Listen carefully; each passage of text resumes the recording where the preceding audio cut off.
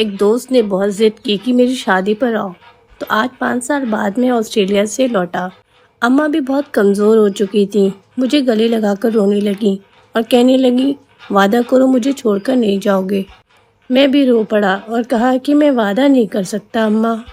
پھر شام کو دوست کی مہندی پر چلا گیا، سب مہمان آ رہے تھے۔ میں گیٹ پر کھڑا تھا کہ فیصل بولا، یار حیدر میرے سب سے چھوٹے چچا آ رہے ہیں، ابھی گاڑی پہنچنے والی ہے، آؤ ہم دونوں مل کر ان کا استقبال کریں۔ میں فیصل کے ساتھ دروازے پر کھڑا ہو گیا تھا۔ تھوڑی دیر کے بعد ایک بڑی سی گاڑی رکی۔ گارڈ نے جلدی سے اتر کر دروازہ کھولا اور جو عورت باہر نکلی اسے دیکھ کر میری آنکھیں پھٹی کی پھٹی رہ گئیں۔ اس کی گود میں ایک بچہ بھی تھا۔ میں حیرت سے اسے دیکھ رہا تھا۔ ارد گرد بہت سے لوگ مجھے دیکھ رہے تھے۔ فیصل کے جھٹکے پر میں ہوش میں آیا۔ میں سوچ کر پریشان ہو گیا کہ وہ تو بانجھ عورت تھی، اس کے پاس بچہ کیسے ہو سکتا ہے؟ آج 5 سال بعد اسے دیکھ کر دل تکلیف سے بھر گیا۔ میں اماں کا اکلوتا بیٹا تھا۔ اماں میرے اوپر اپنا حق سمجھتی تھیں، مجھ سے بہت پیار کرتی تھیں اور میرا بہت خیال رکھتی تھیں۔ پھر کالج میں مجھے ایک لڑکی پسند آ گئی جو کہ ایک امیر فیملی کی تھی، وہ بھی مجھے پسند کرنے لگی۔ جب میں نے اماں کے ہاتھ رشتہ بھیجا تو رابعہ بھی مجھے پسند کرتی تھی، اس لیے رشتہ طے ہو گیا۔ اماں اس رشتے کے حق میں نہیں تھیں اور کہتی تھیں امیر لڑکی کے غلام بن کر رہ جاؤ گے، وہ تم پر راج کرے گی، تم پوری زندگی عزت نہیں پاؤ گے۔ مگر میں نے اماں کو منا لیا اور ہماری شادی ہو گئی۔ رابعہ بہت ہی اچھی اور انتہائی خوبصورت لڑکی تھی۔ شادی کے بعد پورے خاندان میں مشہور ہو گیا تھا کہ میری بیوی بہت زیادہ خوبصورت ہے۔ خاندان کی عورتیں اکثر کہتی ہیں یہ بہت امیر ہے، حیدر کے گھر کبھی ٹکے گی نہیں، جلدی چھوڑ کر چلی جائے گی۔ مگر رابعہ نے یہ ثابت کیا کہ وہ بہت اچھی بیوی ہے۔ وہ میرا ہر طرح سے خیال رکھتی تھی۔ میرے چھوٹے چھوٹے کام وہ اپنے ہاتھوں سے کرتی اور جب میں اسے منع کرتا تو وہ کہتی مجھے یہ سب کر کے خوشی ہوتی ہے۔ اتنی اچھی ہونے کے باوجود اماں کو اکثر اس سے شکایت رہتی، کیونکہ ان کے خیال سے اس نے اماں کے ساتھ میرا پیار بانٹ لیا تھا۔ جب بھی اماں کے پاس بیٹھتا تو اماں اس کے بارے میں کچھ نہ کچھ شکایت کرتی۔ یوں 2 سال گزر گئے۔ پھر اماں کو ایک نیا موضوع مل گیا کہ بچہ کیوں نہیں ہو رہا۔ شادی کو 2 سال گزر چکے تھے۔ اماں کہتی تھی کہ مجھے پوتا پوتی چاہیے، یہ عورت مجھے بانجھ لگتی ہے۔ میں کہتا اماں پلیز ایسی باتیں مت کیا کرو، خدا کے لیے ایسی باتیں مت کیا کرو اماں۔ اماں جب تم ایسی باتیں کرتی ہو تو میری بیوی کے چہرے پر بہت تکلیف صاف نظر آتی ہے۔ دن بدن اماں کی شکایتیں اور باتیں بڑھتی جا رہی تھیں۔ جب بھی میں ان کے پاس بیٹھتا اور رابعہ آتی تو اماں فوراً سے شروع ہو جاتی، اس بانجھ کو کہو میرے سامنے نہ آیا کرے، میرا دل کرتا ہے تیری دوسری شادی کرا دوں۔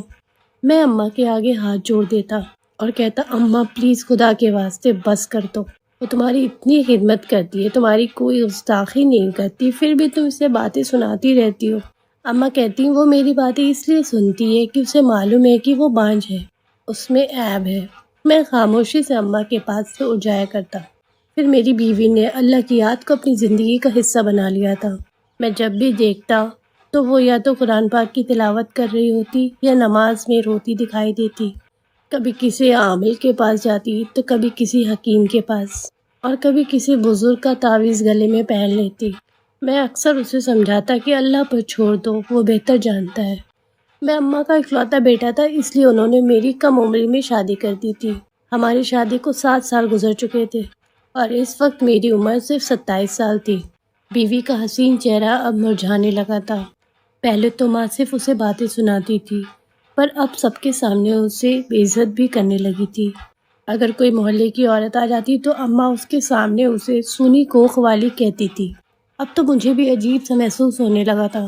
ایک شام میں اپنے دوست کے بیٹے کی برتھ ڈے پارٹی پر گیا تھا۔ وہ 1 سال کا ہو گیا تھا۔ یہ دیکھ کر میرے دل میں عجیب سا ہونے لگا۔ اب مجھے بچوں کی خواہش بڑھنے لگی اور میں بھی چڑچڑا سا ہونے لگا تھا۔ میں اپنی بیوی سے بہت محبت کرتا تھا، لیکن اب تو کسی بھی بات پر اسے ڈانٹ دیا کرتا تھا، حالانکہ اس کا قصور بھی نہیں ہوتا تھا۔ ایک دن جب میں دفتر سے شام کو گھر آیا تو اماں اور رابعہ کی بحث ہو رہی تھی۔ اماں کہہ رہی تھی کہ ہماری جان چھوڑ دو، اب میں دوسری بہو لے کر آؤں اور اپنے پوتا پوتیوں کو اپنی گود میں کھیلتے ہوئے دیکھوں، میرا کیا قصور ہے، میں کیوں صبر کرتی رہوں؟ میں ابھی کمرے کے دروازے پر کھڑا تھا۔ میری بیوی بھی غصے سے بولنے لگی، بس کر دو اماں، آپ نے تو حد ہی کر دی، کہاں سے لاؤں بچے؟ جب اللہ دے گا تو ہو جائیں گے۔ میں تو شروع دن سے ہی آپ کو پسند نہیں تھی، مجھ سے تو آپ کا مقابلہ ہی رہتا ہے۔ بیٹا اگر اتنا ہی پیارا تھا تو اس کی شادی ہی نہیں کرنی تھی تاکہ وہ ہمیشہ آپ کی گود میں کھیلتا رہتا۔ بیوی کی باتیں سن کر مجھے بھی غصہ آ گیا اور میں بھی جذباتی ہو گیا۔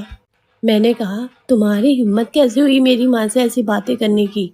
تو وہ رونے لگی، کہنے لگی صبر کی بھی کوئی انتہا ہوتی ہے، اب نہیں ہوتی تمہاری ماں کی باتیں برداشت۔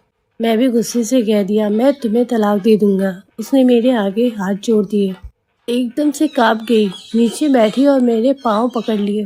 خدا کے لیے حیدر ایسا مت کرنا، میں تمہارے بغیر نہیں رہ سکوں گی، میں کیسے جیوں گی؟ مگر مجھ میں جیسے جنون سوار تھا اور میں نے اسے طلاق دے دیا۔ وہ پتھر جیسی آنکھوں سے مجھے دیکھ رہی تھی، اب اس کے آنسو بھی تھم گئے تھے۔ وہ مجھے ایسے دیکھ رہی تھی جیسے اسے یقین نہ ہو کہ میں ایسا بھی کر سکتا ہوں۔ پھر وہ چلی گئی۔ اس رات میں ساری رات پہلو بدلتا رہا، ساری رات سویا نہیں تھا۔ مجھے احساس ہو رہا تھا کہ مجھ سے بہت بڑی غلطی ہو گئی۔ اس رات اماں بہت خوش تھیں، مجھے دودھ بھی دے کر گئی تھی اور میرا سر بھی دبا رہی تھی۔ میں دل بہلانے کو ملک چھوڑ دیا اور آسٹریلیا چلا آیا۔ اماں کے فون آتے تھے، کبھی کبھی رو بھی دیتی تھی، آجا میرے بیٹے، میں تیری شادی کرانا چاہتی ہوں۔ میں نے بہت ساری لڑکیاں دیکھ رکھی ہیں، تو جس سے کہے گا تیری شادی کر دوں گی۔ میں کہتا تھا اماں اب شادی کو دل نہیں کرتا۔ میرا بچپن کا ایک دوست فیصل تھا جو بار بار ضد کر رہا تھا کہ تو پاکستان آجا، میری شادی ہے۔ پھر میں نے سوچا چلو جاتا ہوں، اماں کو بھی دیکھ لوں گا۔ میں چلا گیا۔